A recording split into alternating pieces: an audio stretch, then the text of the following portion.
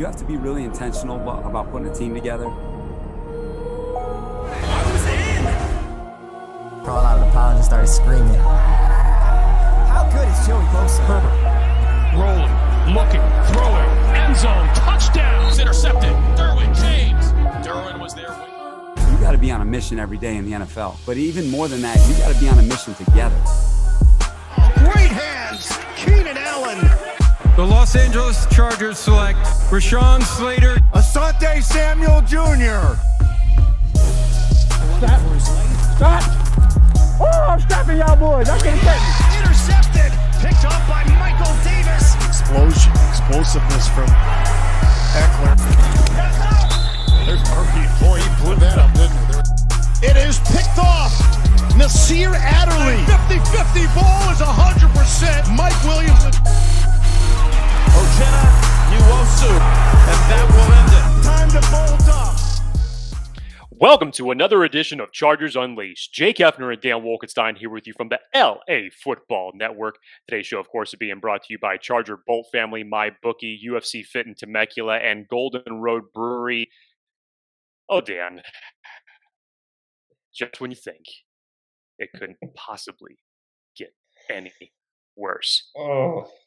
It's bad enough that we all had to witness a couple weeks ago with the Baltimore Ravens absolutely shellacking the Los Angeles Chargers and having to sit with those emotions going into the bye week. And then as things progressed on, you thought, okay, here come the adjustments. We've made a couple of moves for special team free agency. You think that you're going to at least correct some of the mistakes that have haunted you the first several weeks of the season. And by God, I would have rather have gotten my ass kicked 10 times by the Baltimore Ravens than witnessing what I witnessed against the New England Patriots yesterday. Embarrassing, unprepared, same old phrases that have been associated with the Chargers with this particular game. Just overall disappointment. Dan, you were live there at the game. I can only imagine what your section there at SoFi was feeling during this time. It's taken me a bit to kind of get away from the emotions, although still raw. Normally, so I would also ask you how you're feeling, but I figured, screw that. Let's just get right into this. I don't know if I'm going to be able to make it through this without a curse word, but I'm going to try. They lost to the Ravens 34-6, and that loss felt bad. But, we got our asses kicked by the Ravens. Fast forward 2 weeks, we get our asses kicked by ourselves. And that old, ugly, here we go again feeling starts creeping up. And look, are we blowing timeouts at the wrong times? Are we missing field goals this week? No. But I really couldn't be upset with anyone other than the Chargers. And we're going to get into this, I'm sure, in depth. Because today, Jake, we have not only our takes, we also have a flurry of Chargers Unleashed hotline voicemails to get through. Again, for folks who have not got a chance to listen or to call us, feel free to call us anytime, 323-374-5651, and you can have your take or opinion on the next show. Jake, we have, I believe, 8 of them that we're going to get through today that you have not heard yet. Nope. So as we go through this episode, we will be sprinkling those in little by little. But overall, I think what was most disappointing, and there's a lot of disappointment to throw around, which we're about to go rapid fire here in a sec. The most disappointing was how much better this team is than the Patriots. And the Patriots literally didn't do anything. Hold on. Remember last episode, we talked about, what am I worried about the Patriots? There was nothing on the Patriots team that scared me on offense. Matt Judon scared me. And if we can somewhat contain their rushing offense, I think we're good. I say we somewhat contain their rushing offense. Their offense they gave up 17 points to their offense. We should have won that game, period. I was right about that. But our offense couldn't do a lick aside from 2 drives early on in the game. After that, it was a ghost town. And you asked how it felt live. I'm sitting there watching the team. Defense looked pretty good, all in all. Like, I was actually pretty impressed with our defense, aside from the fact that we couldn't get any more sacks than just 1, which we'll also get into. But our offense sucked yesterday. Flat out sucked. And people want to blame the coaching. People want to blame play calling. People want to blame the fact that, like, we don't have wide receiver depth, or we need more of an RB1 or whatever. No, stop. This team is way better than that. They don't need anyone else to come through that door to fix their offensive woes, aside from maybe one position, which I'm sure Jake would talk about for days, which is the offensive line. I don't think they need anyone else. That loss was fully on them. You saw drops. You saw penalties. You saw special teams. You saw miscommunication. You saw so much crap in that game. But the most disappointing part was just the fact that we lost to ourselves. And people want to, grasp for straws, Jake, and they're trying to, find the problem and the scapegoat and fire Tom Telesco. Bullshit. No. Enough of that. And you start to see the slander come out of Chargers Twitter real quick after 2 straight losses. I'm holding on to these receipts all season long. People calling for a wash Keenan Allen. People calling for Tom Telesco needs to be fired. Brandon Staley was a wrong choice. We need to hire Dable. We need another RB1 because Austin Eckler isn't it. What? I'm going to stop there. Because I literally could just go on for 45 minutes and just let this rip. But for you, what was the most disappointing part of that game? Just one. I say it was because we beat ourselves. What say you? It felt like a loss that the Chargers would have had from last year. I think that's why it looked so bad. That's why it looked so disappointing and unfortunately all too familiar, which is why I think everybody is reacting the way that they are. But Dan, you came off the bye, man. Bad luck. One thing that I will not shave any criticism for this team collectively, and I don't put blame on solely one person, coach or player alike, because it was a collective effort for what was put out on the field. But you came off the bye after getting demolished. And this is how you came out. Give credit where credit is due. As much as I can't stand the man, Bill Belichick is still one of the best defensive-minded coaches in the league. And he came prepared. And he came with aspects that the Baltimore Ravens threw at the Chargers a couple weeks earlier. And he came with aspects that he brought defensively against the Chargers in the 2020 matchup in their 45-0 domination win against us. Mm-hmm. Bill Belichick, aside from a win in 2008, has owned real estate no matter what city the Chargers have been in. Whether it's San Diego or Los Angeles alike, he owns real estate. He knows how to play the Chargers well. And it's like the old phrase goes that was about the Patriots for the longest time. They make you make mistakes and make you beat yourself. And sure enough, they did that. They did that. Very, very uncharacteristic game. Justin Herbert, man, Mm-hmm. Say what you will about the coaching and this and that, and I'll get to that in a second. But Justin Herbert looked lost yesterday to me.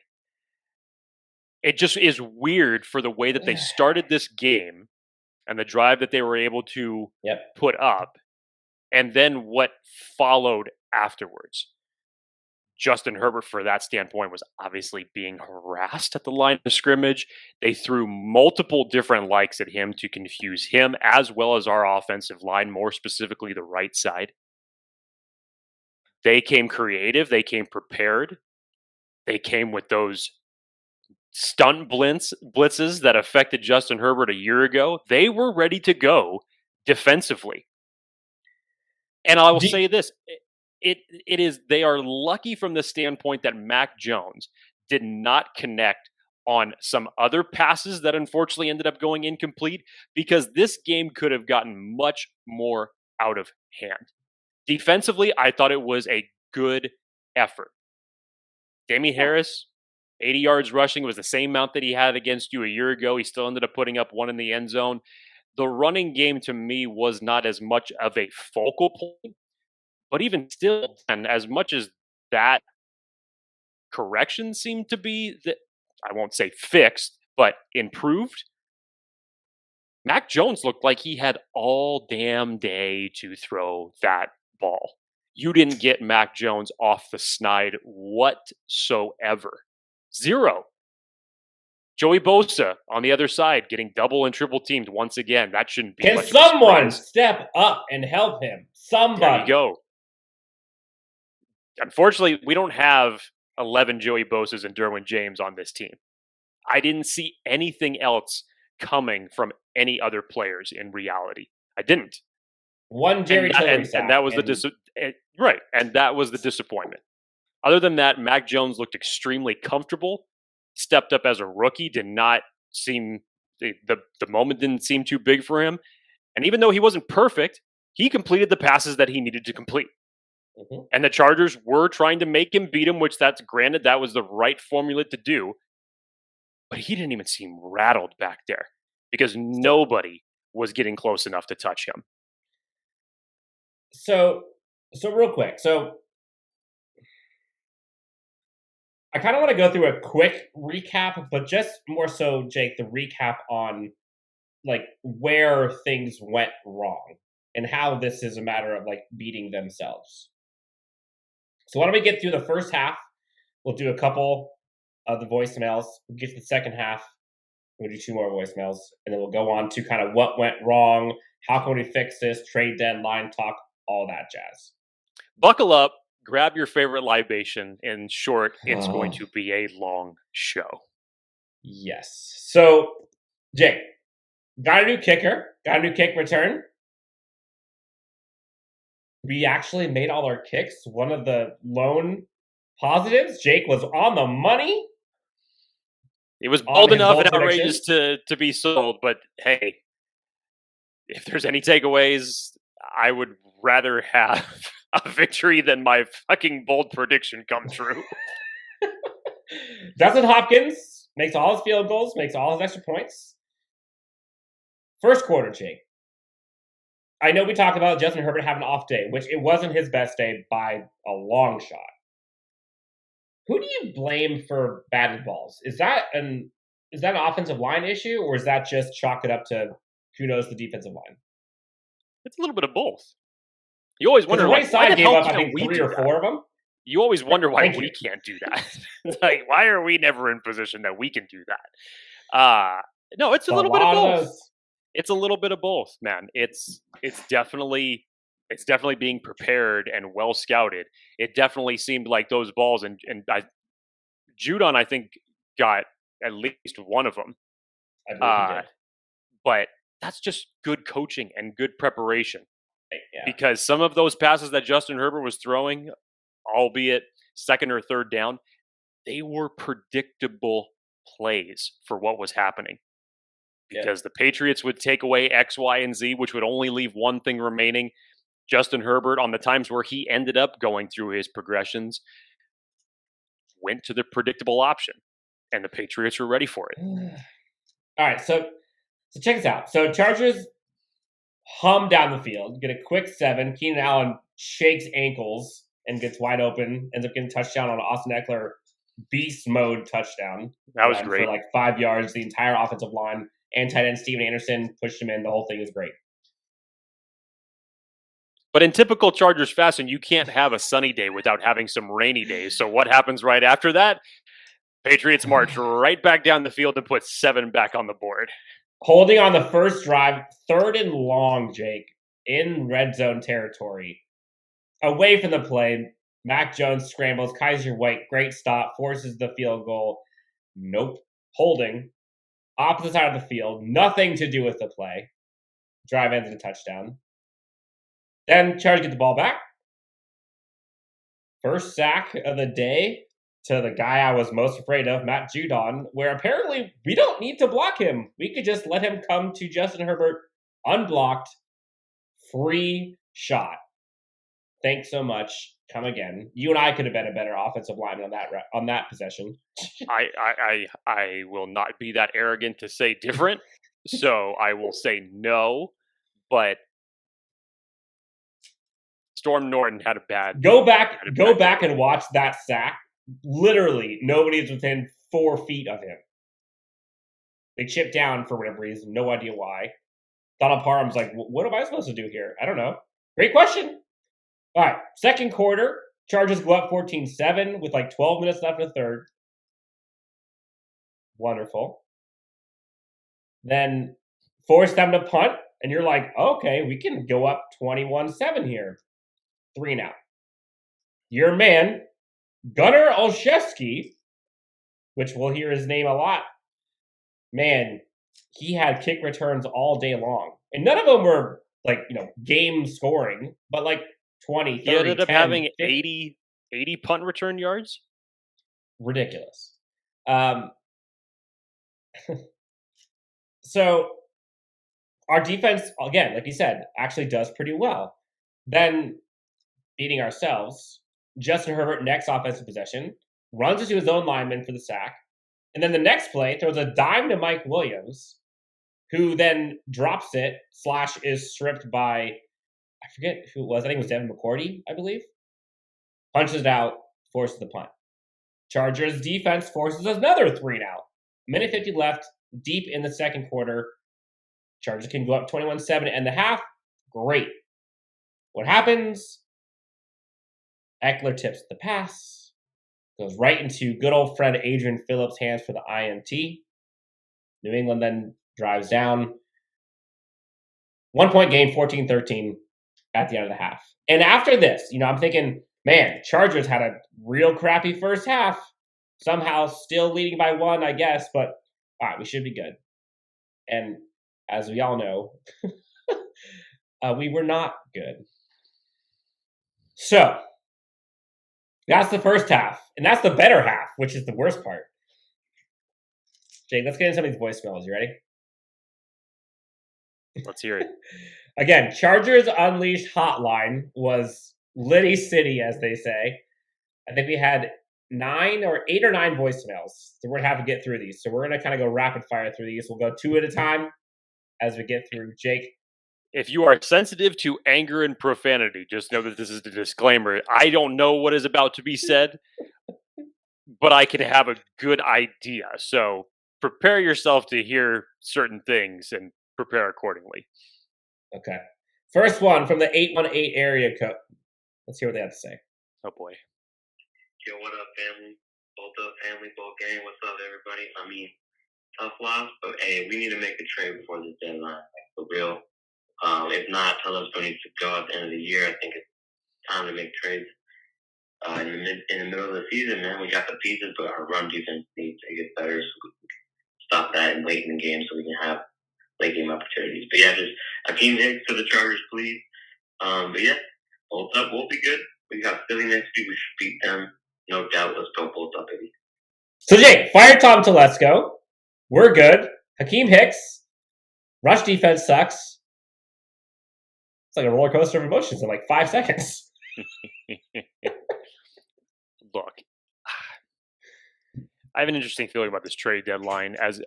Trust me, I am in the majority of the people who would like to see the Chargers make a move. At this point right now, I don't feel that confident that they're going to make a move by tomorrow's deadline, unfortunately. And let's just say this. I think people, much like they were for like the kicker situation, considering that Dustin Hopkins was our 11th kicker since 2017, to remember how it was just like, dude, just sign anybody. Just sign anybody and we'll be happy about it. I feel it's very similar type of emotions for this trade deadline. It's just like, do a trade. Forget who the hell it is. Show us something. Send every draft pick you got to try to do something. Has Telesco done it in his tenure? No, he hasn't. I know that that's something that we've all been clamoring to do, and the Chargers are. If the Chargers were sitting at a 6-1, 7-1 record, maybe they go get something like Aaron. Maybe they ended up winning this game. If they ended up getting to 5-2, it would probably make a hell of a lot more sense. It really does. I'm just thinking to myself, especially after what the Rams did today with Von Miller, how much draft capital are you willing to part with?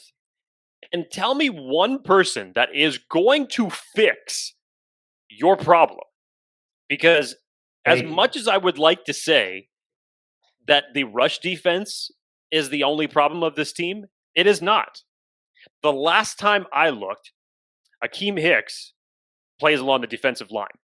He does not block for Justin Herbert.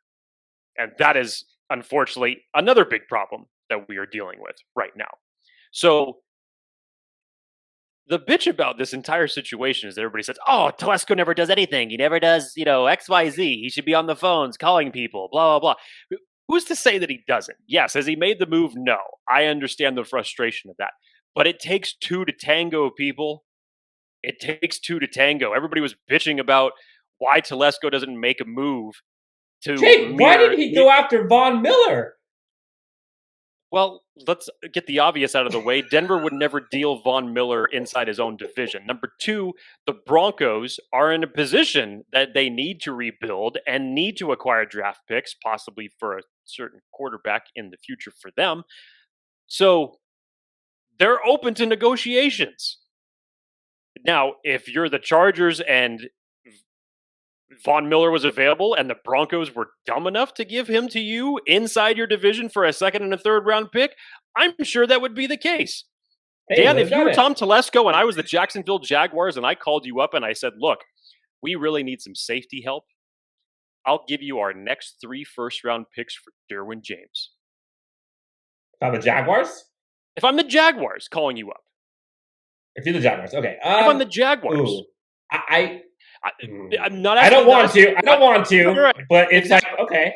You wouldn't do it, A, because it's a premium player. But you'd consider it.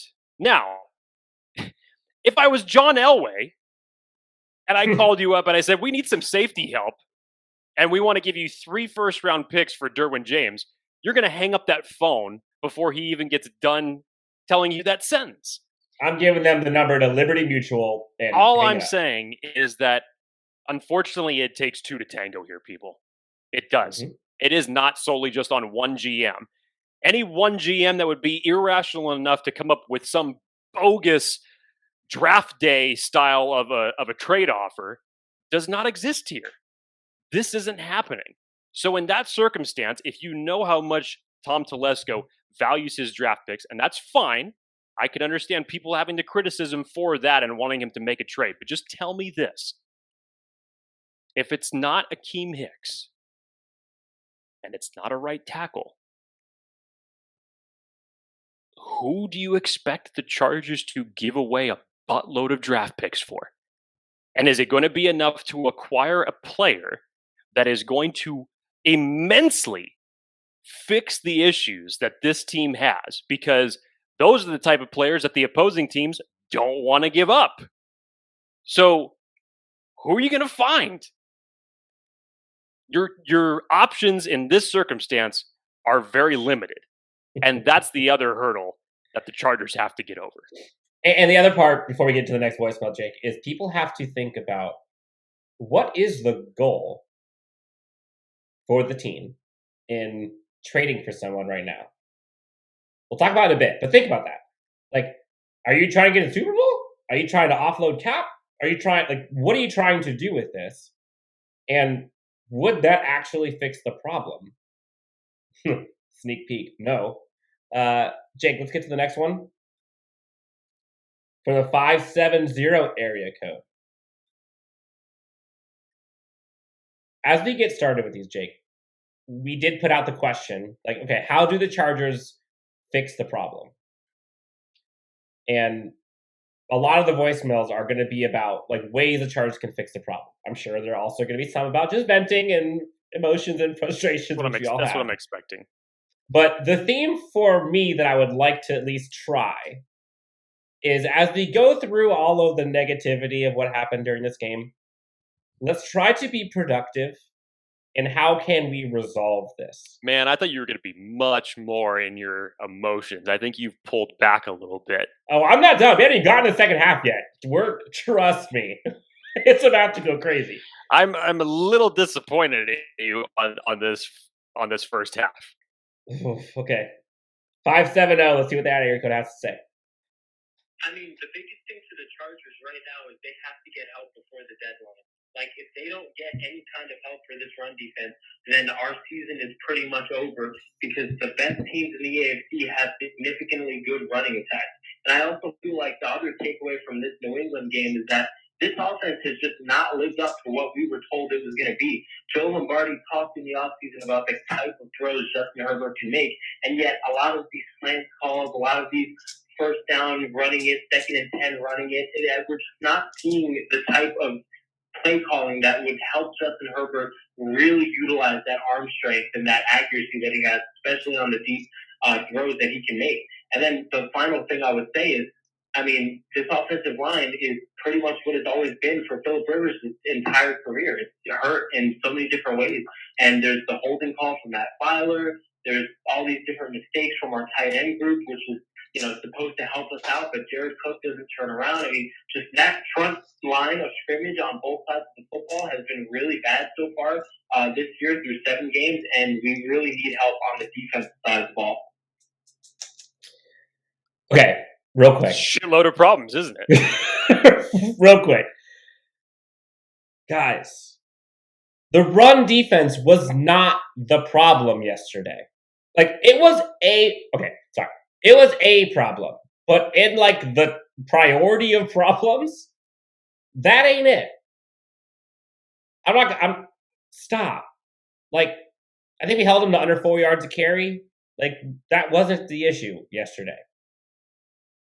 There's a lot of other issues yesterday, but that wasn't it. In terms of trade deadline, and Jake, we talked about trade deadline on the last voicemail. I think both of us would agree, if there was one position that we would like to go after, it would be offensive line. Would you agree? Well, at this point, it could be more than that. I think for the longest time, we've been talking about something at the defensive tackle position, the interior defensive line. No, I'm saying most important position right now that I think could help the most. I would say, yes, I would agree with that. Offensive line, all of a sudden, to me, has become more valuable than the interior defensive line. Again, I think getting Justin Jones was some help. It's obviously not the entirety of the answer that needs to happen with this team.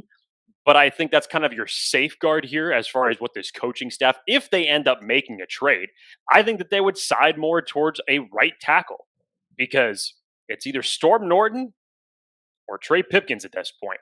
I don't know yet what the team would like to do with Brendan Hymas. Brandon Staley's already been approached with that question several times, and they said that they're bringing him along. I don't know. I don't know. Obviously, something has happened in practice on the field since training camp that Storm Norton has obviously been second in the line behind Brian Bulaga for that position. I don't think that we talk about enough how big of an impact Ode Ibushi going down for the year at the guard position has truly been and how it has affected the right side of that offensive line, because you are piecing it together essentially. What you have in reserve and how you've reshuffled that line, it's definitely been a factor the last 2 weeks. So what do you do? I was just thinking about this over the last 30 seconds, especially when the voicemail was playing. My approach on how people are looking at this trade deadline for the Chargers, think of a broken water pipe. And the first thing that you say to yourself is not I'll call a plumber to fix it. I'm just going to take some gum and hopefully it plugs the leak. And that's not going to do it. And that's what I think that everybody is approaching with this mindset for this trade deadline. Akeem Hicks, if the Chargers were to trade for him right now, is it going to improve something? Yes. Is it going to take them to the Super Bowl and all of a sudden this run defense is going to look immensely different? No. If the Chargers go out and they trade for Andre Dillard with the Philadelphia Eagles, is it going to fix their offensive line problems? No, it's not. It's not. You might see some improvement here and there, but nothing is going to look perfect. And no matter what, with this fan base, people are still going to find a way to be irritated at something because there are more problems than simple personnel. And it showed the most yesterday that this team has had. And it sucks because it's fundamental problems. Excellent transition, Jake. Let's get into the second half, shall we? Go ahead. Okay, so we made it to third quarter. Chargers are holding on 1 point lead. I texted you at this point and said, I don't feel confident. Nope. Yeah. That was about the time that I sent that text message. This is when the text messages start flowing in from Jake Hefner. Again, defense was good. 5 minutes into the drive, which, again, defense gave up a long drive to the Patriots to start off the third quarter. But it's one of those bend but not break, make him go down the field, and hopefully he can force a mistake. Alohi Gilman, forced fumble. Nazir Adderley recovers it. Chargers offense gets the ball right back. Sweet, we can go up 8 points. What do we do, Jake? 3 and out. Follow that up, Jake. Chef's kiss. Special teams comes rears ugly head. Matt Judon hits the punter, Ty Long. Hallelujah, trying to get the ball back. Nope. Kick catching interference. What? Why are you even anywhere near him? Not only does that take away a possession, but by the way, another kick return. Gunnar Olszewski then gets 30 yards on a on a punt return. Stealing possession again. 3 and out. Missed possession. 30-yard return. All in a minute.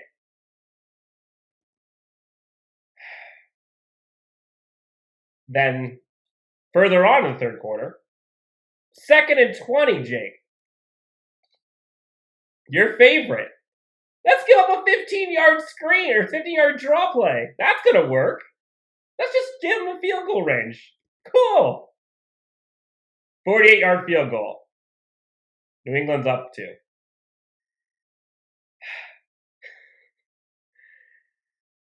Got any more in that gas tank?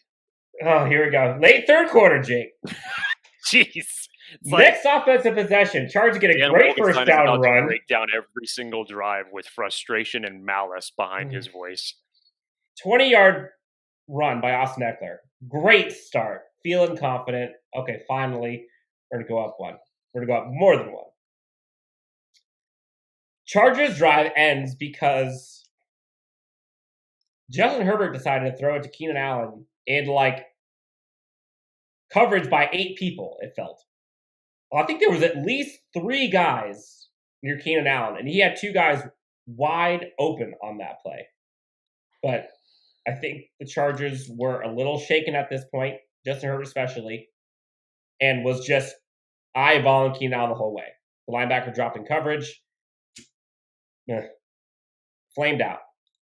Dustin Hopkins did make the field goal to go up 17-16. Chargers are now in the lead again, going into the fourth quarter. Let me pause you real quick, Dan, because I just want to touch on that because that goes into what I was just saying a couple minutes ago as far as the fundamental issues for this team. I don't know what Justin Herbert is doing when it comes to third down, but he is, to me, especially these last two games, he has not seemed like he is going through his progressions well enough. He seems so off kilter on both of these games that the only person that he could look to throw the ball to is Keenan Allen. He is getting way too Keenan Allen happy. And even regardless of that, the throws are being made, you still have to catch the ball. Dan, do you know that 2 of the Chargers wide receivers are in the top 5 when it comes to drops? Keenan Allen being number 2, Mike Williams being number 4. Think about what kind of help is this supposed to give your quarterback? To Justin Herbert's fault, it's yes, some of the times I can't understand why he's looking at Keenan Allen's direction when he has 2 or 3 wide receivers right around it, because that must mean that someone is wide open on the field or at least in single coverage, which to me gives me a hell of a lot better chance than to throw it to Keenan Allen and as opposed to going to someone else. But at the same time, these wide receivers, Keenan Allen, Mike Williams, Jared Cook, even, I believe Jared Cook is second among tight ends in drops, if we're talking about drops. There's not any help being given to their quarterback. Austin Eckler had a ball that he should have caught that ended up getting tipped for an interception. There was just mistake on top of mistake on top of mistake happening yesterday. It's a good point. It's a good point, Jake, because you're not going to replace Austin Eckler. You're not going to bring in guys to replace snaps from Keenan Allen and Mike Williams. Like, they got to just catch it. Yeah. And that's the other thing to me is, look, Joe Lombardi and Brandon Staley's responsibility, I don't have their resume in front of me, but I could damn sure figure out that it does not include either of them going on the field and catching balls from Justin Herbert. I don't think that's on their resume. Route that you're running as a tight end. Right. Which we'll get to. Their responsibilities for their loss in this game go only so far. You cannot blame the coaches for the drops and the miscommunications that they are having. That's on the quarterback, the wide receivers alike. That's their problem. And that's where they share blame in this loss. But it sucks because we're talking about fundamental issues. And it didn't just happen once. That obviously happens in every NFL game. It just seemed like this was a slow bleed of the same type of problems, drive after drive, opportunity after opportunity that the Chargers got throughout this game. If it makes us feel any better, like this feeling we have right now seemingly came every single week last year. And like some of the games we won in spite of, but still, like we felt this way every game. So glass half full, I guess it's not every game, but still, like this is nobody brutal. wants to relive 2020. And I think that is why, I mean, for a multitude of reasons, obviously, but nobody wants to relive the Chargers football in 2020. And I think this is why everyone is really hot right now, because that looked like a loss from the previous coaching regime. That looked like a team that was not prepared. And again, Dan, biggest thing, you had 2 weeks to prepare for this. You had 2 weeks to prepare for this. That's what we're going to get after 2 weeks getting your ass kicked by the Ravens. You're going to go out there and get your ass kicked by the... Really, you kicked your own ass, which looked even worse. Yep. Let's go back to the Chargers hotline. We've got 858 area code. San Diego, I believe. Here we go. Hey, just finished watching the game. It's kind of pissed off because I feel like one of the biggest issues we have is that our offense seems to be only receiver-wise and weapon-wise, we're only using like Jared Cook and Keenan Allen and Mike Williams. Like we're pretty much only using those guys. When we have like guys like Josh Palmer and what's his name, number 15, Jalen Guyton, we have those guys who are also capable catchers, pass catchers, but then our offense is not feeding them the ball at all. And I feel like our run game is not as good as we thought. Like maybe we should use a better running back, but that's a different story. But I think the key thing that in our passing games we're too predictable in terms of our passing games, and yeah, there's also the drop issue. I think drop issues can be fixed. Like with proper coaching, it can be fixed. Because I watched the Texans a few years ago, and then they had Will Fuller, and Will Fuller had great hands in the beginning, but his hands were coached up, and he was making catches and making contested catches, and he wasn't dropping balls at all.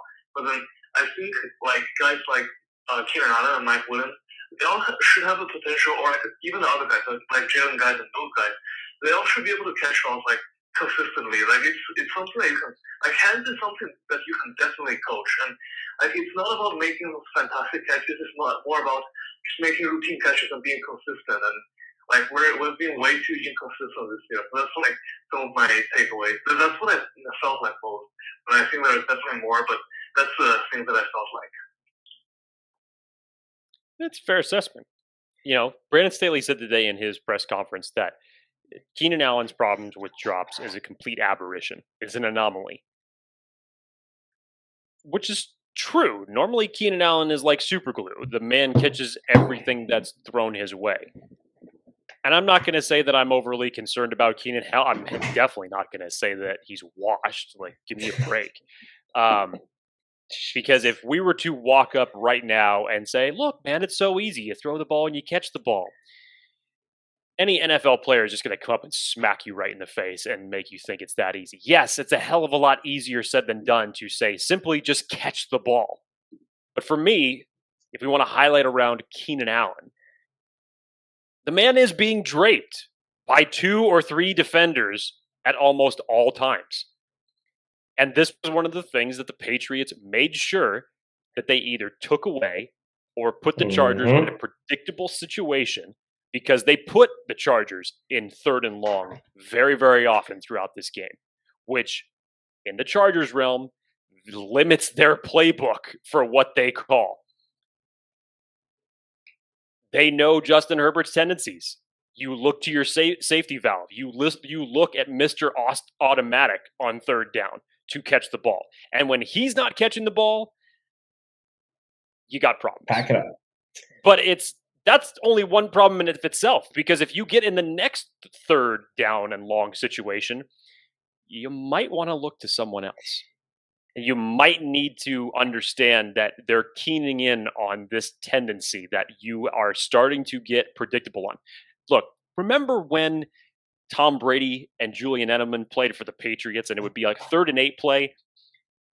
All of us sitting down on the couch knew who the hell it was going to. It was either going to one of 2 guys. It was either going to Gronk or it was going to Edelman. Most of the time, that was the case. And most of the time, they caught the ball. So when it's going in that type of a fashion, and, you know, don't go away from it. If it's not broke, don't fix it. Okay, good. But when it's broke and it's not there, you need to look to somewhere else to make it play. And to the second point that he was making, real quick, Dion, when he was talking about Jalen Guyton and Josh Palmer really not being involved until that final drive at the end of the game, which 100% agree with. Where the hell were these guys throughout the game? I know that they were active. I know that they were on play calling. Yes. I know that they were active. I know that they were out there. I think we definitely need to see more of Josh Palmer. I expected to see a hell of a lot more from him throughout the beginning of this season, especially by this point in the season. But this raises the other question to me, because another player that has been talked about in trade talks with the Chargers has been one Deshaun Jackson. I asked the question, even if Deshaun Jackson is acquired by this team, based off of what you've seen, do you really expect Justin Herbert to throw him the ball? I'm just saying. I would hope so. I mean, yeah, but there's no evidence. You'd hope so. And it's a damn shame on one receiver that, does not like to, or at least Chargers fandom does not like to hear this name being brought up because it's a sore subject. But there was a certain player that was on this team prior to the beginning of the season. That was a pretty fast receiver and kind of a deep threat, and kind of worked. Almost went for a touchdown every time he got the damn ball. So there's an element to your offense that clearly has been missing. But at the same time, do you really trust him that he's going to throw it to whichever guy is going to be that next guy? Is he going to be utilized in the offensive scheme? I have no idea, because there are so many layers to it than just the Chargers and going out and acquiring somebody. Matt from Jersey called in, Jake. Let's hear what Matt from the 609 area code has to say about that wonderful performance by the Los Angeles Chargers. Oh, man. Hi, it's Matt from New Jersey calling, man. I don't know what to say after that game. Can we please fire Joe Lombardi? Because every week he tries out the same offense, runs on first down, pass on second down, sets us up for the long third down, where we don't convert, and then the offense just looks stagnant. Can't blame Herbert. Can't blame anybody else besides Joe Lombardi. Still has to grow some balls and fire him. Maybe Darius Swayze too, because the coverage, our punt coverage is disgusting. Our kick coverage is disgusting. It's a terrible time the last 2 weeks to be a Chargers fan. Okay, so to wrap it up, Lombardi should get fired. Swinton should get fired. It's a fire sale in Chargers. That solves all our problems, apparently. 2 losses, and everybody's ready to blow it up. Now, I'll say this. Yes, the predictability of the Chargers play calling was definitely still there. I didn't see anything different. And maybe this is part of the disappointment, Dan, and definitely something that I hold over Joe Lombardi and Brandon Staley's head on this, is that we heard Brandon Staley was going to be more aggressive on first and second down. We didn't get that yesterday. Well, okay, hold on. I think at least 2, I want to say maybe 3, of the batted balls all came on first down. Okay. So that's 3. That's 3 times where the Chargers were actually doing what they said, and for whatever reason, because the Chargers can never get this happening to them, batted balls taken away. Now, predictable, maybe. Like, did Bill Belichick think, all right, they're probably going to throw more on first down, so let's get our hands up, ready on first down? Maybe. But, like, they kind of did. There wasn't, like, that part I'm not going to take truthfully. Because I didn't feel that in that game, the Chargers lost because they were running it on first down.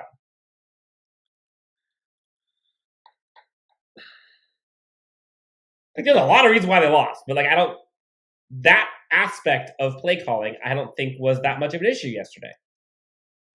Dan, if I remember the down correctly, I think it was 3rd and 7, maybe 3rd and 6. And it was the play where Justin Jackson broke a beautiful run. Mm-hmm. Beautiful run. If it wasn't for the moves that he put on that defender, he's getting stopped before he gets to the first down marker. And in my head, as that play is going along, before I see him break the tackles and ultimately take one, I thought he was going to the house. And ultimately, the Chargers ended up scoring on that drive, but he was the biggest reason that they were in that position. I thought to myself, wait, that's all you got for a third down play? So I'm more focusing on the play call itself than I am in the overall result. So I would have to say no. For outside of the first draft or the first drive that the Chargers did, and until the final scoring drive that they scored a meaningless touchdown on, that offense to me looked uninspired, Agreed. flat, Agreed, and absolutely just no idea of how they wanted to put their best foot forward.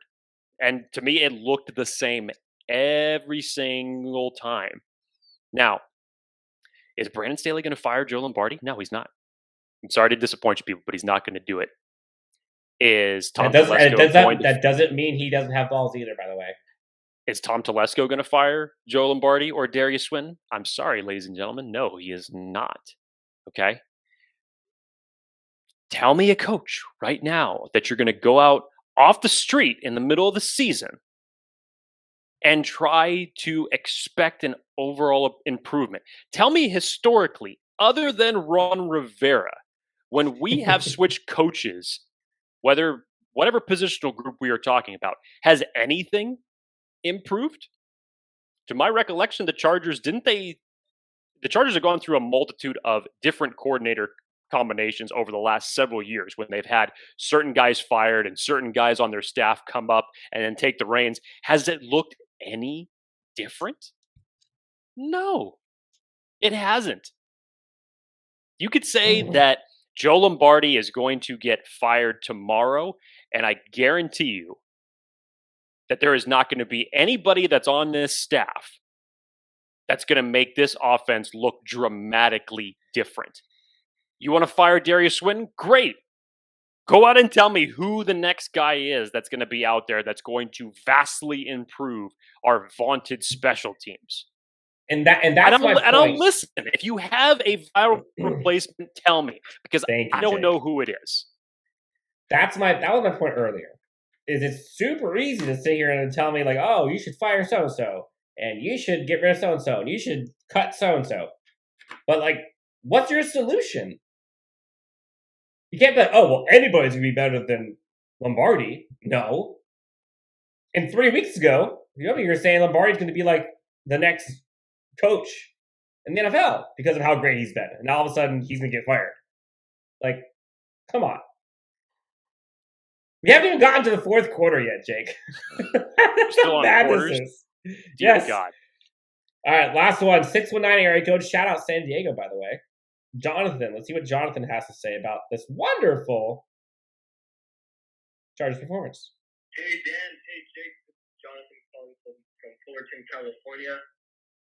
Very disappointing performance by the Chargers today. Their run defense still bad. Even with Justin Jones being back on defense, he did make some good plays, but it wasn't enough. Mike Davis and Asante got injured. He's not worthy to lose like that. Keenan dropping a lot of passes, not being the elite receiver he is. Miscommunication with a lot of receivers. Jared Cook, interceptions turning into points for the Patriots. A lot of Justin and receivers committing a lot of errors on both sides. Lots of penalties. Need to get those cleared up. Some good. Joshua Palmer, we need to see more of him in the game. Justin Jackson's at 75-yard run. We might have a running back two, receiving back two. And we have a kicker, so that's great. Chargers are 4-3. They didn't get out. They didn't get blown out this week. Only lost by 3 points, so they're on the right track against the Patriots for now, I guess. On to the Eagles. Hold up. That was such a weird shift in how that call started and then how it ended. I mean, it was like he vented all of his emotions in that like 20 seconds. Like, okay, now I got all that out. Now I'm just going to concentrate on, hey, let's move on. We're good. Let's move on to the Eagles. But look, there's one thing in there. There's one thing in there that he said that I've been saying for several weeks. I have been arguably the harshest critic about this rush defense, and I've been doing it since July. I have always felt uneasy about the depth of this defensive line that we had behind us. And Justin Jones obviously was a big part of that, because you take the top three, Jerry Tillery, Linval Joseph, and Justin Jones, he is, without question, the best run defender out of those three. And when he was out, this rush defense, while it still was not vaunted in defending the run, it took a big hit. And so the Chargers would hemorrhage some more when it came to defending the run. Justin Jones, ladies and gentlemen, I said this before he came back, said it weeks ago. He's not going to magically fix something. It looked better, yes, But this is not going to be some type of dramatic improvement to where the Chargers go from worst in the league to by the end of this season, they're going to finish like 11th. It's not going to be like that. They are going to remain at the bottom half of teams in run defense. And I assure you that before this season is done, you're going to see teams having rushing games much like it was with the Baltimore Ravens, with the Cleveland Browns, with the Dallas Cowboys. And I tell you now, unfortunately, that even with Justin Jones back, and you go out and you want to acquire another interior defensive lineman, it's still not going to be a dramatic improvement on this team. Oh, man. How are you going to fix this run defense? I advise you to start looking at your interior draft prospects for the NFL draft. Don't get Jake excited. Get me excited, because I love me some draft talk. Go look at them, start looking at them now, and hope to God that the Chargers can acquire one of those when it comes to draft time. Or look at free agency, because the run defense problems do not get fixed until 2022. Well, Jake, we're on to the fourth quarter. Biggest problems rear their ugly head today, right now. So, Jake, like I said, for the most part, Chargers defense did their job. Aside from one drive, which we'll get to in a bit, unfortunately. Start of the fourth quarter, Chargers were up 1. I apologize. Yes, Chargers up 1. Derwin James, huge stop, flies off the field. The whole defense goes over and shakes his hand. Everyone's excited. But then Jake. Then the offense had to come on the field. Oh, not even the offense yet. Special teams holds on the return. Chargers start on their own 6-yard line, Jake. That's a recipe for success. God. Okay. Then, get a first down taken back on a hold by Matt Filer. Love it. Thankfully, they did convert on a third down pass at the middle to Keenan Allen, which he did have some catches yesterday. A touchdown. Then Jared Cook, I think it was Jared Cook's fault. I don't know if you've gotten confirmation yet. Decided to turn the wrong way. And both are to blame. Gifted Adrian Phillips. Shout out. Still brings a tear to my eye every time I think about we could have had him still on our team for like $3 million. Which, I mean, it's all the money, but $3 million for him? Absolutely. Pick 6, takes the other way. Chargers are now down again. Jake, next offensive possession. Holding on second down, takes them back, 2nd and 20. I love seeing how hard this is for you. Keenan Allen wide open, middle of the field. Ball goes right through his hands. Right through his hands. I saw this live. I remember watching. I'm like, this felt like a Madden game. We're like, how did that just happen? I couldn't see how close it was to like actually being caught until afterwards. I'm like, that was right through his hands. Chargers punt. Jake. Patriots get the ball back with over 9 minutes left. What do? This is the Chargers defense that I did not like. And this is what I think reminded me the most of like 2020 Chargers. I don't know what the hell they were thinking, but they gave up a 6+ minute drive when they needed a stop. 6+ minute, including burning all 3 of your timeouts to go down 10. And the way that they were converting it was like gifts on Christmas morning. You're seeing play action passes go for like 20 yards to where like the guys can actually try to fall in bounds after the first down. You're seeing runs outside, easily getting first downs, staying in bounds. Hey, at least their wide receivers caught the ball. You're seeing 10-yard ins, nobody pressuring him. I don't know what our soft coverage was all about then. At that point, the game was over. Once they kicked that field goal, sure. Like, if you could have had some miraculous come from behind, onside kick, blah, blah, blah. Sure, you had the Joshua Palmer touchdown in garbage time. I'm not even counting any of that. Although, done on a like highlight reel, great play, love it. That's where you lost the game. You know, we always talk about like how do you end the game in the halves?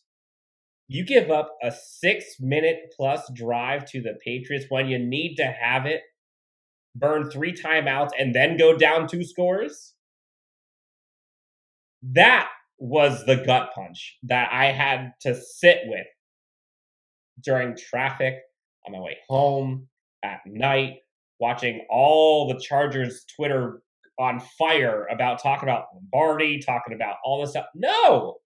You should have just flipped on the next Marvel movie in the order and made yourself feel better. Basically felt like Endgame. Actually, no. Felt like Infinity War, where just like, cool, half people die. This is awesome. Great end of that movie. Spoiler alert, sorry.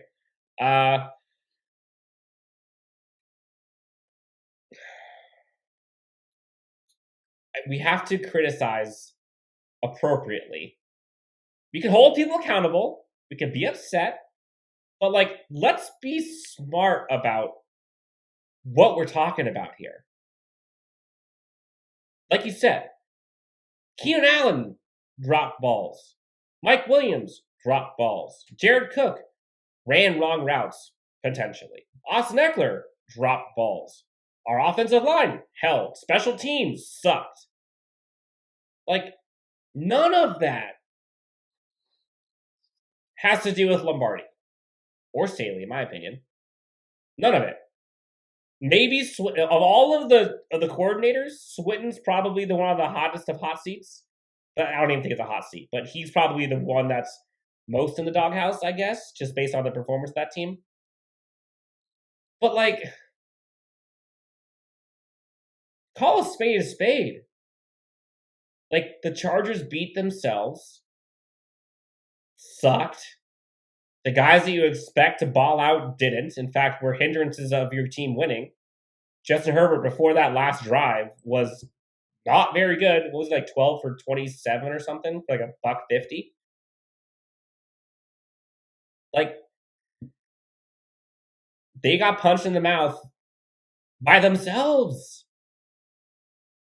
Like, and that's the part that just kills me. It's like, in the past, it's like, all right, we got a pretty good team, but like we shouldn't win. But like, well, with yourself, we had a much better team. The Patriots offense didn't really do anything.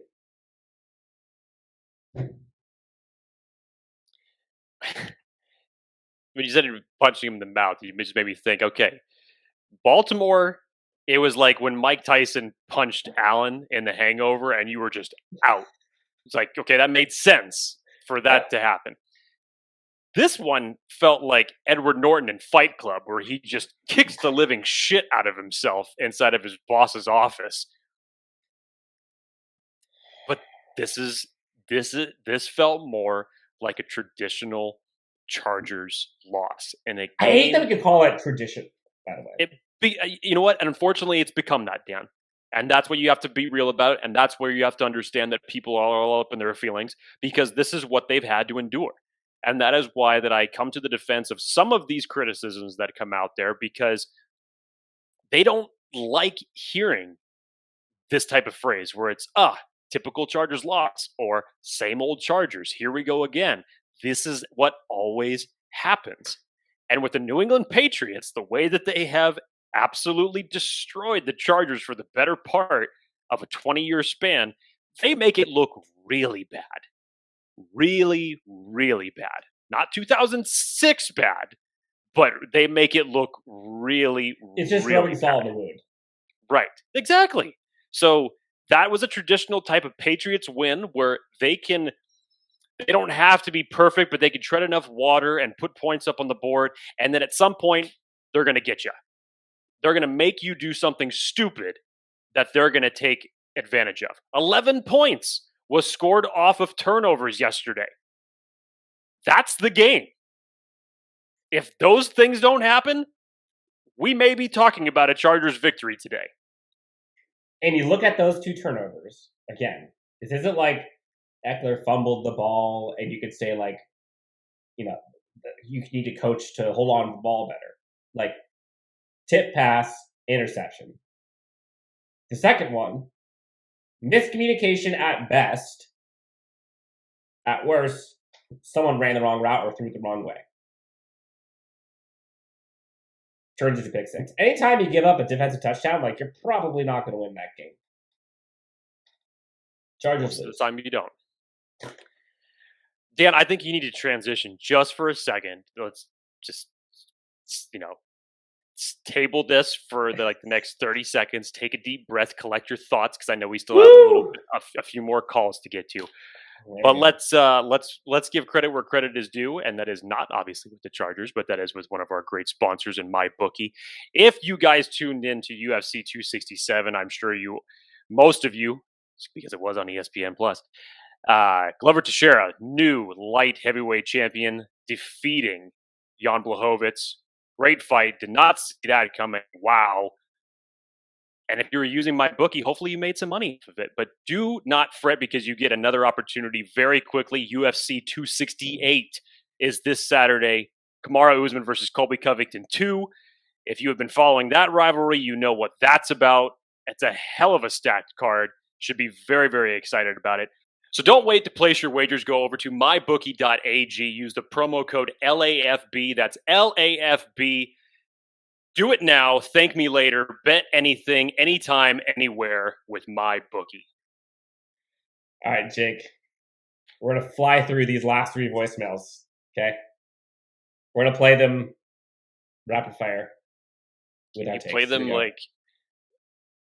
at the same time in succession so I can just watch? I guarantee you there's going to be if you play all 3 of them at the same time, at some point they're all going to say the exact same thing for 2 seconds.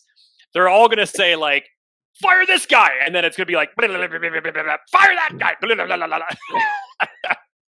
At some point, they'll all be saying the same thing. Watch.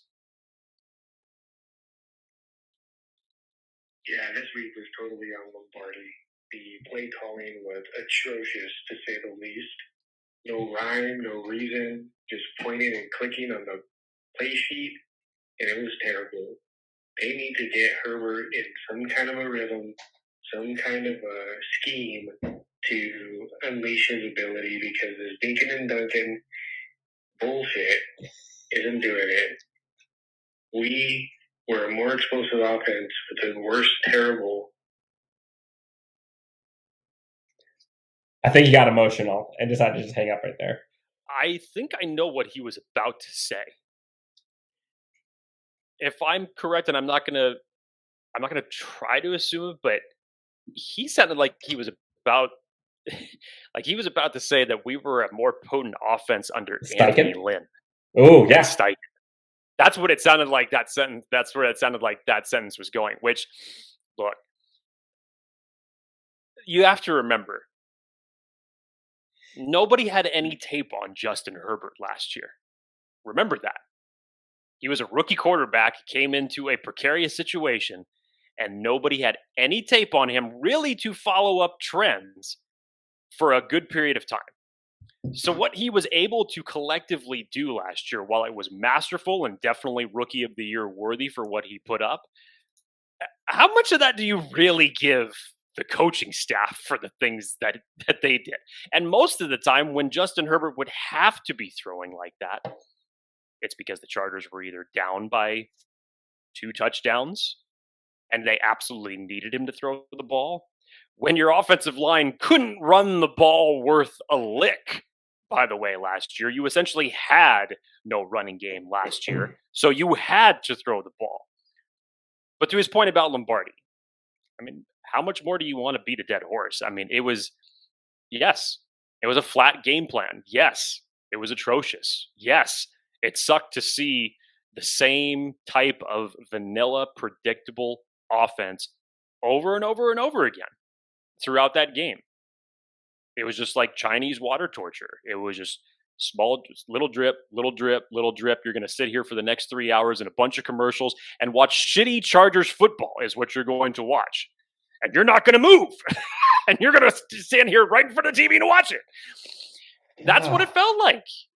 So, look, every team has their bad games and their bad flows. Hell, Tampa Bay lost 4 straight games last year at one point, and everybody thought that was the end of Tom Brady.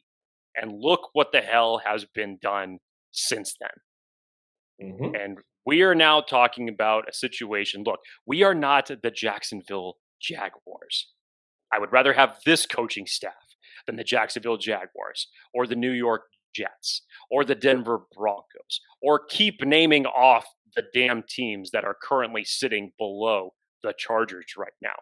That was us. It was us. So look, you're still above 500 right now. If this was the other way around and the Chargers were 2-4 team, 1-5 team, 1-6 technically now, I mean, I would get your frustrations for that and say, blow it all up. Needs to be fired. And not one person would be wrong in this. But Dan, this shows you how starved this franchise is. I was thinking the same thing. For a winner. Desperate. For a winner. It's like, if you watched it, this is a good example of it on the other side. Did you see the comments that came out from the Kansas City Chiefs and everybody's saying, oh man, something is wrong in paradise now, because the entire fan base has apparently lost their minds. So much so to the point where the players have now seen it. And there were some... Calling them out. There were some bad little things that were displayed publicly on Twitter between fans and players in that circumstance. But why is it like that, Dan? The Chiefs, who essentially over the last, not this season, but over the last feels like 5 years, only lose 3 or 4 games in a 5-year span, have been so accustomed to winning, going to the playoffs, have won a Super Bowl. And when you have a quarterback that has been basically gifted as the next big thing to succeed Tom Brady as the next quarterback of the next 20 years, and he's going to go off and he's going to surpass Tom Brady in Super Bowls and this, that, and the other. When you have so much hype around that, and then when you look what the Chiefs have fallen to, and strangely enough, the Chiefs are not even out of playoff contention yet. That's what I'm saying. And everybody wants to blow up what is happening over there right now. When you are so accustomed to winning, when things start to go bad, even for a short period of time, there's a great quote actually from The Dark Knight that Heath Ledger said. I think it's interrupt the establishment and introduce chaos and everything just implodes. Something like that. I'm paraphrasing. But, disrupt the establishment, introduce a little bit of chaos, and everything just goes to shit. On the flip side of that, Dan, the Chargers have not been the product of a winning franchise for a good period of time. Take away the 2018 season, where you made a little bit of noise in the playoffs and you were able to, put together a nice regular season record that season. But a majority of the time, this is why the term on paper, unfortunately, always seems to follow the Chargers. I haven't heard that term in a minute. And I don't like the term. We know Chris Harry hates the term. On paper is one of the worst things you could possibly say about talent on a football team. Because at the end of the day, it doesn't matter as long as you're able to execute on Sundays. As long as the W's keep entering that column on Sundays, it doesn't matter. So you can say whatever the hell you want about the talent of this football team, but it's everybody's responsibility alike. players, execution, coaching, development, obviously personnel. It's everybody's damn fault. So stop thinking that it's just one thing and that magically it's going to be fixed, because guess what? We heard that as soon as we were going to get Norv Turner out of the head coaching position, this team was going to go berserk. And then we had to endure a period of Mike McCoy. Once we get McCoy out of there, man, it's going to be a completely different look. And then you got Anthony Lynn. Once we get Anthony Lynn out of there, man, it's going to be bam. And now 7 games into the 2021 season, here we are again. It's 4. They're this 4 guy, and 3. fire They're that 4 guy, and 3. trade this guy. Come on, Jeez. man. It's not that simple. Unless you can tell me who a viable replacement is going to be right now, not in the offseason, because you want to fire him right now. Who's it going to be? I get the frustration, Dan. I do. I sympathize. Yeah. I am definitely the pessimistic one. I am also frustrated. So I gravitate to it, but I'll say this. Tell me what the solution is, and I will gladly listen to whatever it is that you have to say. Thank you. All right, Jake. 909 area code called in Sunday night, so I had a little time to think about it for a bit. Let's see if they were able to calm down, give us a rational take. What the fuck was that? I've been pretty patient with Show Party, but this one right here, it seems to, what the fuck? You literally got that thing going. Oh shit, man, you my son's fucking mad at that. But no, I've been a fan for a long time. I'm pretty patient. I know, this and these players, this and that, but hey, you got Mike Will. You got King Allen. You gotta mix it up and you gotta target those guys. I've seen some things out of Herbert, like, yeah, he is coming up. This is the thing that you can see a growth thing. But you gotta make it easy on this guy. I know how good he is, but it's easier to make it on him. Hey, throw it here. Throw it here. Throw it there. What do you guys just let me know? There was more than one person that was frustrated in that call. They made a baby cry. It was palpable, obviously. Oh. I don't know what else to add to that call, because that was about. I mean, I'm not even talking about the obvious. I'm simply talking about what he was saying, because everything that he said is exactly what we've been talking about on this show, Dan. Other guys need to step up when certain guys aren't getting it done. And yes, to me, Justin Herbert has gotten a little Keenan Allen happy. He does need to look to his other guys, but when he does, for the love of God, catch what the man is throwing to you. All right, Jake, last one. We're almost there. And again, thank you guys so much for calling and taking a part of this with us, because, look, we're all in this together. Jake likes to say it. We're all in this together. And sometimes this could be like therapy, not just for us, but for everybody. So keep them coming. We appreciate you guys sharing your emotions with us and with all of our viewers and listeners. Last one, Jake, coming from Mississippi. Let's hear what Matt has to say from the 228 area code. Love it. Hey, this is Matt from Mississippi. I just want to go ahead and get my opinion about that game from today.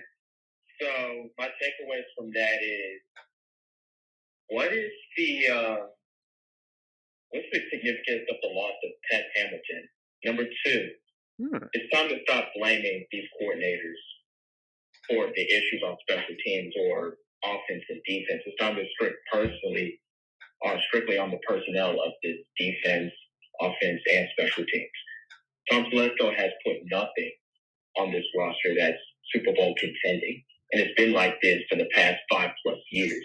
Sure, we could say that 2018 season was a breakthrough, but in my opinion, it wasn't Super Bowl contending just because we lost players and he did nothing to put together, pieces that can fix the defensive line. It's just crazy to me that the incompetence of this team is just due to Telesco's incompetence just to not put a Super Bowl roster together. It's been like this for too long. He needs to get fired.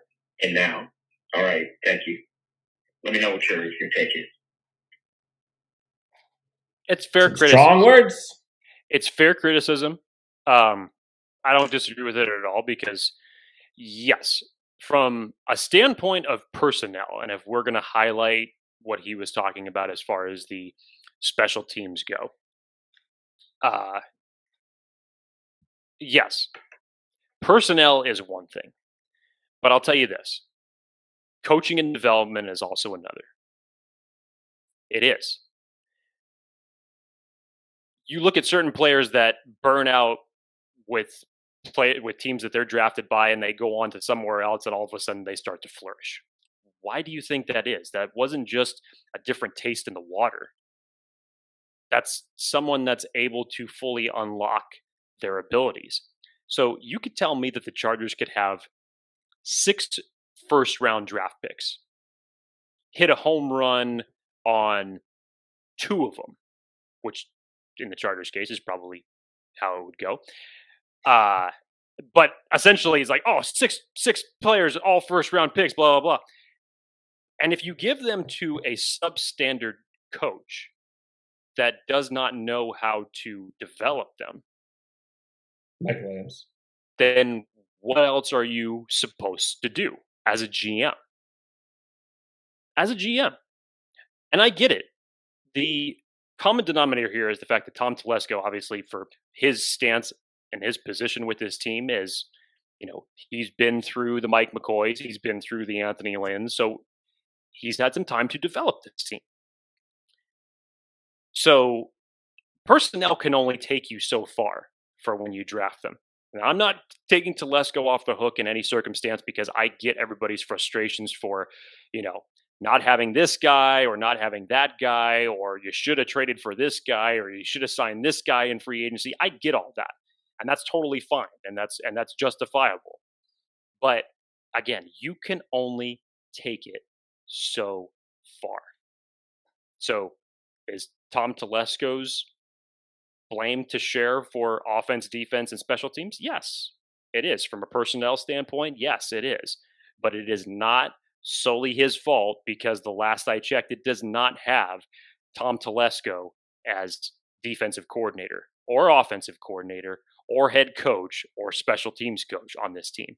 Or wide receiver. Or wide receiver. So that is on them. You put your trust in your coaches to develop your players properly. And unfortunately, for certain situations, it's not getting done.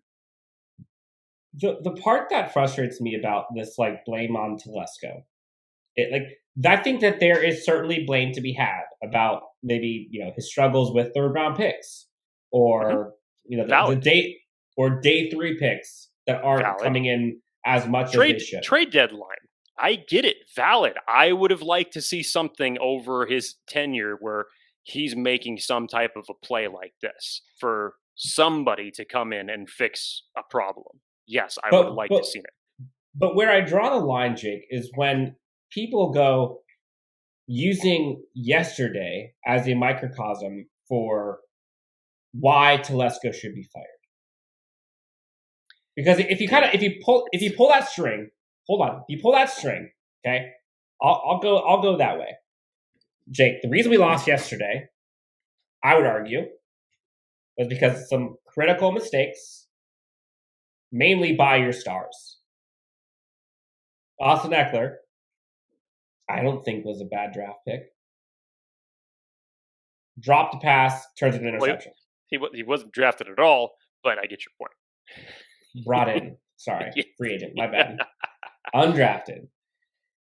Mike Williams. People were shitting on him until this season, which, to your point, you need someone who can actually develop them. So now, are we saying Mike Williams is a good pick or a bad pick? Which one are we going to go with? Because the last 3 years, you're saying he's a bad pick. Before last week, we said he was a great pick. Now we're saying Tom Telesco's a bad GM. Keenan Allen, I think, is a pretty darn good receiver. I don't think that was a bad pick. Keenan Allen dropped some balls yesterday. Is that on Tom Telesco? I don't think so.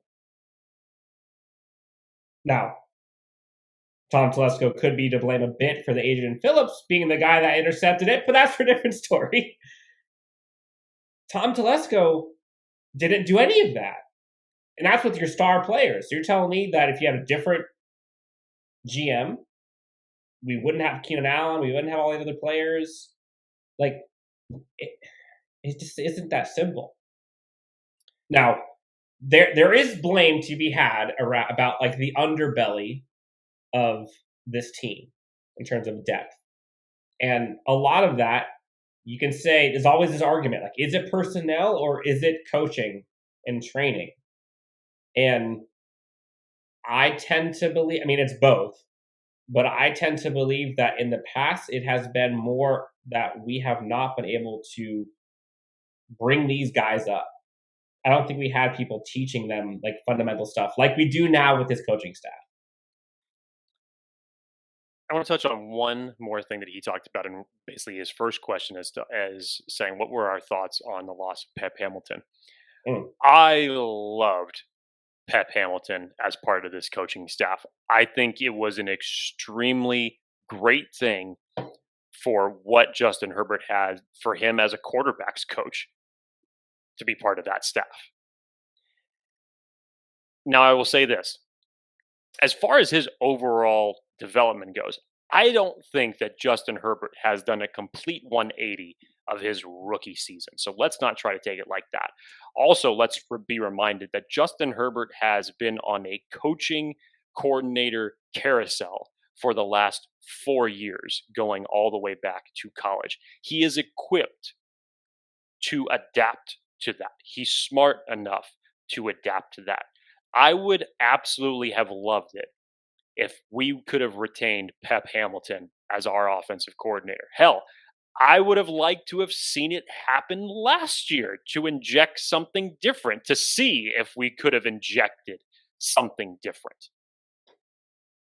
That didn't end up happening. My point to all this is that at the end of the day, Dan, as you had said, yes, is there some blame to be made on the coaching and the coordinators and the lack of game plan, especially when you had 2 weeks to sit on it and prepare? 100%. But at the end of the day, you still have to go out there as players and execute properly. And Dan, this whole thing has just been really weird because I know you were mentioning the microcosm, and there's a point to that, by the way. Dan, as we said, this loss against the Patriots felt like a traditional Chargers loss. Chargers are going to charge you. They're going to shoot themselves in the foot at some point. It didn't feel like the ass-kicking that was Baltimore. But look what the hell has happened over the last couple of weeks just in the NFL in general. Baltimore kicks the shit out of us, then they lose the following week to the Bengals. All of a sudden, oh yeah, look at the Bengals. They're great. They just lost to the Jets. Everybody was high and mighty on the Tennessee Titans. Go out and kick the shit out of Buffalo Bills, and they come right back on a short week. Or no, I'm sorry. I may have had that backwards. 2 consecutive victories, Dan. Who did they end up beating just in a short time frame period? I can't remember who it was. But they had 2 really good, convincing wins. And then yesterday, they were still able to get the win out over the Colts in a very bizarre overtime win. But then you just lost why am I saying that? Derrick Henry for the entirety of the year. And nobody is probably more valuable to their team right now than Derrick Henry. So look what just happened there. The Patriots went against the Saints, who lost their starting quarterback and still lost to a Trevor Siemian-led team. We should know who Trevor Siemian was. We used to play him in our own same division for a period of time. And the defending Super Bowl champions just lost to an offense that was led by that. So, again, my point is, talent only takes you so far. At the end of the day, you still have to go out as players and execute the game plan. Now, sometimes, in our case, it really seemed like there was no game plan yesterday. And the execution was even worse. But it's it goes hand in hand. It really does. For the Chargers, the blame is everyone, people. And simply by saying, fire this guy, fire that guy, trade for that guy, I'm telling you right now, is not going to fix the overall problems. Now, the good news, Jake, well said, by the way. The good news is we got into the game coming up against Philly. Are you cleansed? Are you on to Philly now? No. I'm going to draw my sour off. You sounded so convincing when you said it. No. No. But the team has an opportunity to right their wrongs. Got a trade deadline fast approaching. We'll see if they do anything. On the spot right now, Dan. Percentage chance. Do the Chargers make a move tomorrow? Yes or no? Go. 20%. 20%. Yeah, that's fair. Because honestly, I think the way that they improved, the only thing I could see them doing is offensive line, and I just don't see why they do it right now. Because I think their problems are internal. I mean, I think they have a good enough reason to do it now. If you're one of the people that's looking for a trade acquisition at the right tackle spot, just want it noted that Brandon Staley definitely held Storm Norton and basically the right side of the line in high confidence, and still holds a lot of praise for them as far as moving forward. Again, what's he going to say as a head coach? Really, what's he going to say? We heard the same thing about Tristan Vizcaino, and then 2 days later, he was on the practice squad, and Dustin Hopkins is your new kicker. So take that what it's worth. Well, that was emotional. Thank you for everyone who dialed into Chargers Unleashed hotline. Do you feel cleansed, or do you feel I still pissed feel off? I still feel pissed. Like, I don't know if it's. I mean, look, anytime you lose the Patriots, it's not good. But losing to a rookie quarterback and Bill Belichick and to ourselves, and having to sit here and endure all of the slander from everyone just 2 weeks after people talking about this team being Super Bowl contenders. Now they want to blow it up. Like, Usopp. See, Dan, whenever you have this moment of euphoria, whenever I come around to your side and I'm picking the Chargers to win on a week-by-week basis, and all of a sudden nothing but positivity is coming out of Jake Hefner's mouth, what universe am I living in? I can say now it's my turn, because I get so much joy to see this side of Dan Wolkenstein. You're sick. When you are down, pissed off, because I like seeing this emotion out of you. It's not all rainbows, butterflies. It's not there anymore. Let's get real.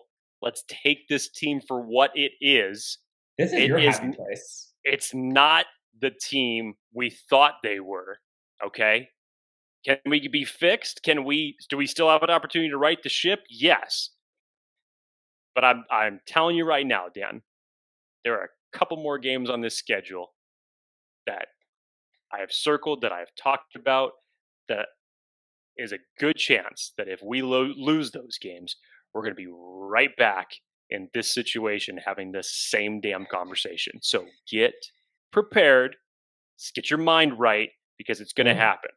I'll have no problem conceding to you and cheering for this team when they win, when it is deserved, when they go out and they execute properly, but just be prepared.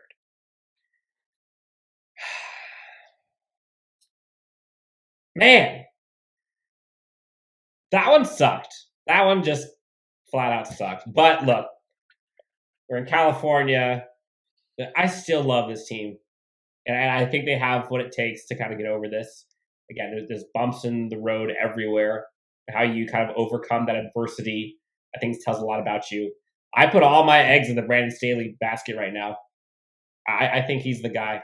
And if there's anybody else, I'd rather have than him right now. And again, It's a young season. The Chargers are still above 500. Like, for as much as people want to be negative, like, there's a lot to be positive for, even if it does not feel like that right now. And, oh, by the way, Jake, everyone would have been very happy if at the beginning of week 1, we said, hey, would you take 4-3? We'd all take it. At least the people who didn't think we'd be going, 7-0, because that's realistic. So, like, chill. We got time here, okay? We just went up against 2 amazing defensive coordinators and arguably the greatest coach of all time. Now we get to go up against the Eagles. Can't wait! All right, Jake. You can find him at Jake D. Hefner. You can find myself at Chargers Homer. Be sure to subscribe, like, follow everywhere you can find us on YouTube, Spotify, and anywhere you get your podcasts. This has been a rough one, but it's also been a real one. We try to be optimistic when we can, pessimistic when we have to. Jake likes to be pessimistic all the time. But we also like to try to keep it real and not sugarcoat things when we can. So, for Jake Hefner, Dan Wolkenstein, LAFB Network, thank you guys so much for tuning in, and we'll talk to you next time as we preview the Philadelphia Eagles and the Chargers matchup. Talk to you soon, guys. Have a good one. You have to be really intentional about putting a team together. Crawl out of the pond and started screaming.